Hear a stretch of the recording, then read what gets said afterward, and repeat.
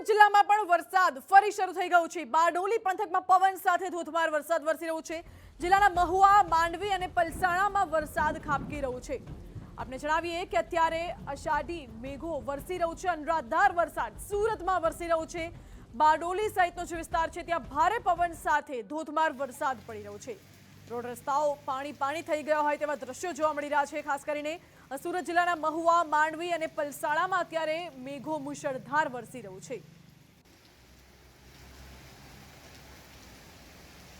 આ દ્રશ્યો સુરતના છે, જ્યાં ચો તરફ પાણી જ પાણી નજરે પડી રહ્યું છે, કારણ કે ભારે વરસાદ વરસી રહ્યો છે। અનરાધાર વરસાદના કારણે ઠેર ઠેર પાણી ભરાયા હોય તેવા પણ દ્રશ્યો સામે આવી રહ્યા છે। તો રોડ રસ્તા પાણી થઈ ગયા છે।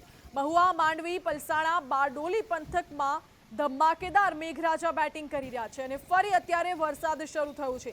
ગત 24 કલાકની અંદર તો સુરતમાં ભારે વરસાદ નોંધાયો છે, પરંતુ હજુ પણ એ વરસાદ યથાવત છે। હજુ પણ ધોધમાર અવિરત વરસાદ વરસી રહ્યો છે અને આગામી 3 થી 4 દિવસ ભારેથી અતિભારે વરસાદની આગાહી હવામાન વિભાગ દ્વારા કરવામાં આવી છે।